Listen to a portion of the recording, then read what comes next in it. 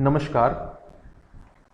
आज की इस वीडियो में हम बात करेंगे ऐसे इंसेंटिव्स की जो कि हिमाचल गवर्नमेंट ने बिजनेस यूनिट्स के लिए शुरू करे हैं। इस वीडियो को आगे बढ़ाने से पहले मैं आपसे ये आग्रह करूंगा कि आप इससे पहले की जो वीडियो है, जो कि हिमाचल गवर्नमेंट की एक बहुत ही बेहतरीन स्कीम मुख्यमंत्री स्वावलंबन योजना के बारे में, आप उसको ज़रूर देखिए। इस वीडियो को आगे बढ़ाने से पहले मैं आपसे रिक्वेस्ट करूंगा कि आप इस चैनल को सब्सक्राइब कीजिए, इस वीडियो को लाइक कीजिए और इस वीडियो को ज़्यादा से ज़्यादा शेयर कीजिए ताकि इस वीडियो से हर एक व्यक्ति को बेनिफिट मिल सके। इस वीडियो में जो नॉलेज है, जो भी इसमें बेनिफिट्स के बारे में बताया गया है, वो सबको बेनिफिट दे सकें। तो आइए इस वीडियो को हम आगे बढ़ाते हैं। ये जो इंसेंटिव्स हैं, हिमाचल गवर्नमेंट ने एक इंडस्ट्रियल इन्वेस्टमेंट पॉलिसी लॉन्च करी थी 2019 में। ये इन्वेस्टमेंट पॉलिसी है बेसिकली इंडस्ट्रियल एक्टिविटी को प्रमोट करने के लिए। तो आइए देखते हैं।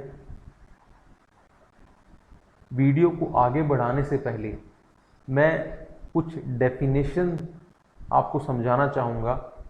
हिमाचल गवर्नमेंट ने या इस स्कीम में वही यूनिट्स बेनिफिट उठा सकती हैं जो एलिजिबल एंटरप्राइजेस हैं।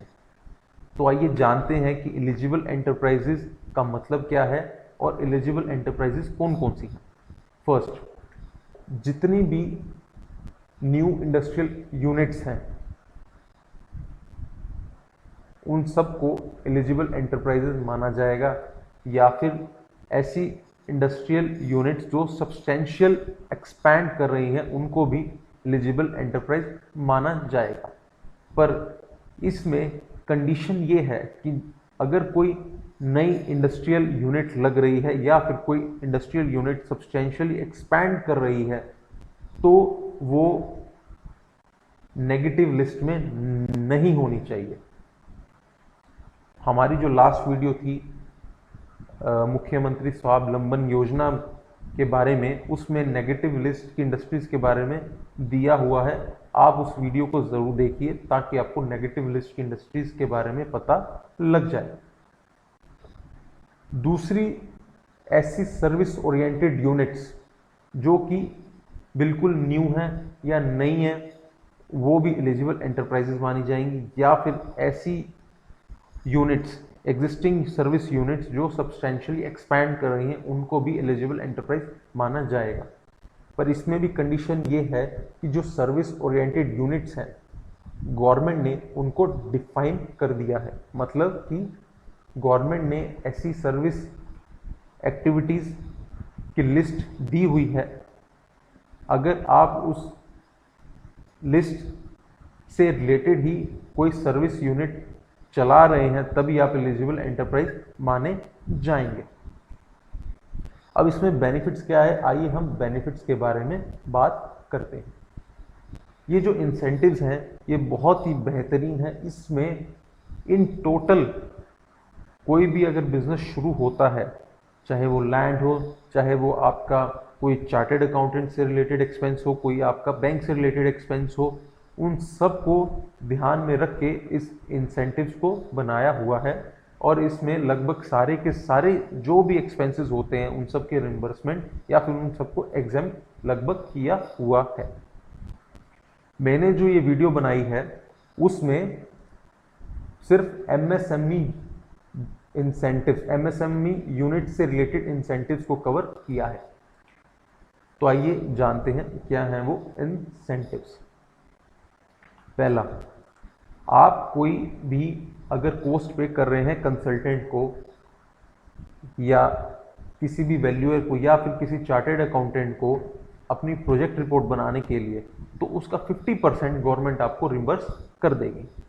पर इसमें कुछ कंडीशंस हैं। माइक्रो को मैक्सिमम 20,000 रिम्बर्समेंट होगी, स्मॉल यूनिट्स को मैक्सिमम 50,000 यूनिट्स 50,000 रुपीज़ रिम्बर्स होंगे और मीडियम एंटरप्राइजेज को मैक्सिमम 1 लाख रुपीज़ रिम्बर्स होंगे।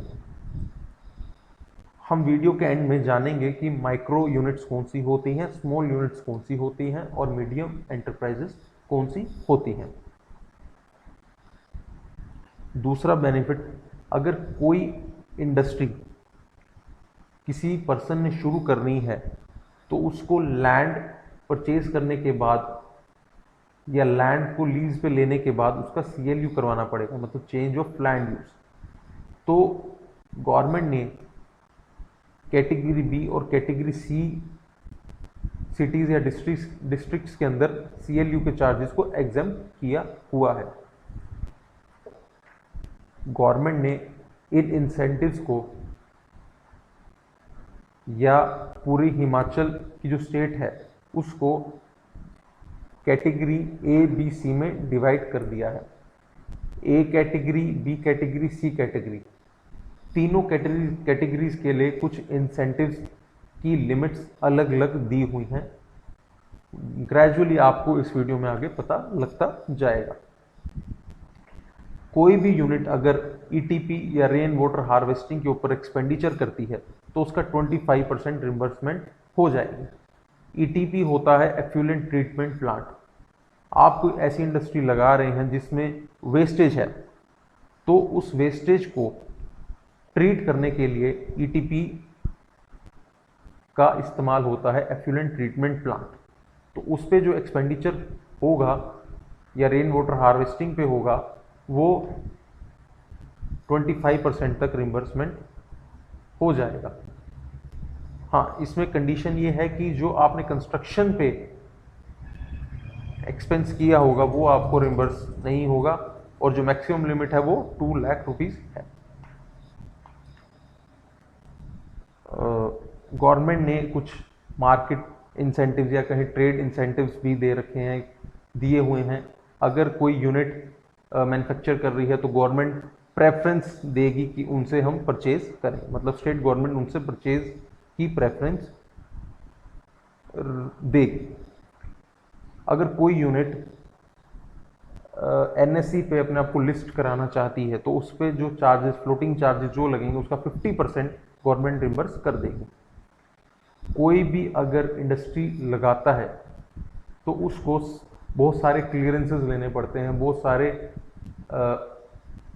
नॉर्म्स को कंप्लाई करना पड़ता है। तो गवर्नमेंट ये कहती है कि आप इमीडिएटली बिजनेस शुरू कीजिए और एक डिक्लेरेशन दे दीजिए कि हाँ विद इन 2 ईयर्स हम सारे के सारे क्लियरेंसेस ले लेंगे और जितने भी नॉर्म्स हैं हम उनको पूरा कर देंगे। मतलब कि गवर्नमेंट ये चाहती है कि आप लोग इमीडिएट बिजनेस शुरू कीजिए, बट साथ ही में आप नॉर्म्स का भी ध्यान रखिए, आप रेगुलेशंस का भी ध्यान रखिए। और गवर्नमेंट आपको 2 साल का टाइम देती है कि आप इन 2 साल के अंदर अपने इन रेगुलेशंस को और इन नॉर्म्स को जो भी आपकी बिजनेस पे लगते हैं उनको पूरा कर लें।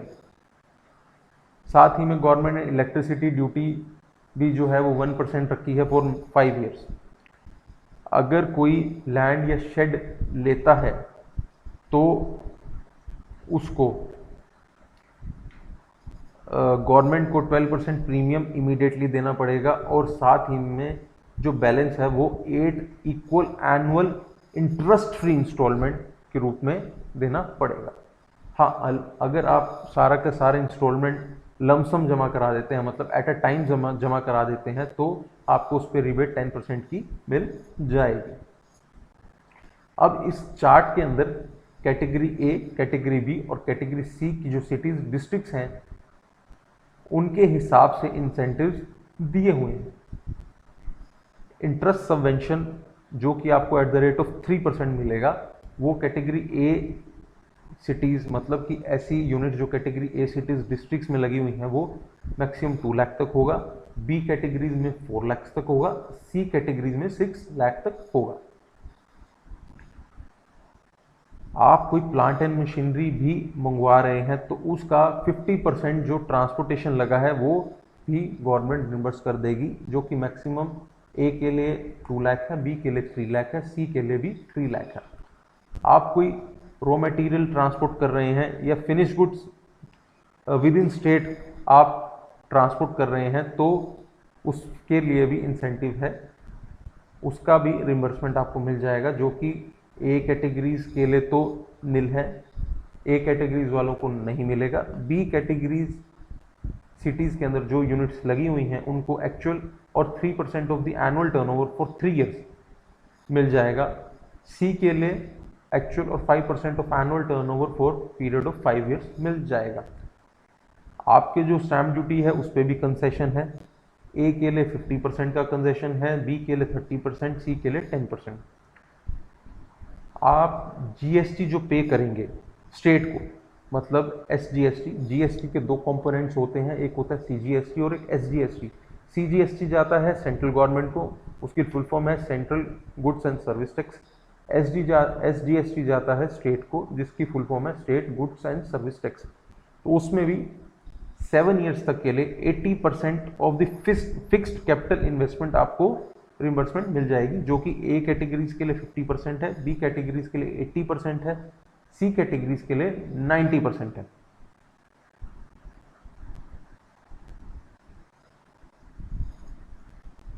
अब गवर्नमेंट ने कुछ स्पेशल कैटेगरी ऑफ एंटरप्रेन्योर्स बनाए हैं, मतलब कुछ special category of business person बनाए हैं जो कि शेड्यूल कास्ट हो गए, जैसे शेड्यूल ट्राइब्स हो गए, बिलो पॉवर्टी लाइन हो गई, कोई विमेन हो गया, कोई एक्स सर्विसमैन हो गया, कोई डिसेबल्ड पर्सन हो गया, कोई HIV एड्स से इन्फेक्टेड पर्सन हो गया। मतलब अगर कोई पर्सन SC है, ST है, BPL है या विमेन है, कोई एक्स सर्विसमैन है, डिसेबल्ड पर्सन है, HIV एड्स इन्फेक्टेड पर्सन है, तो उसको कुछ एक्स्ट्रा इंसेंटिव्स मिलेंगे। मतलब इंसेंटिव्स तो वही मिलेंगे बट उनकी लिमिट बढ़ा दी जाएगी। जैसे कि अगर कोई कंसल्टेंट को चार्जेस पे करते हैं तो 50% की बजाय उनको 90% रिम्बर्स हो जाएगा।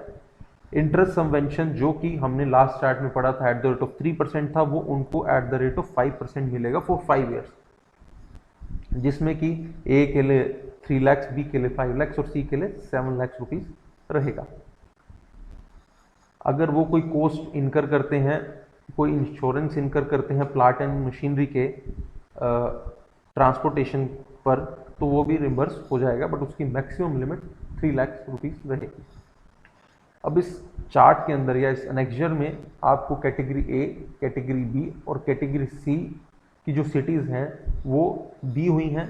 आप इस चार्ट को देख सकते हैं और पता लगा सकते हैं कि आप जहां यूनिट लगा रहे हैं वो कैटेगरी ए में है, बी में है या सी में है।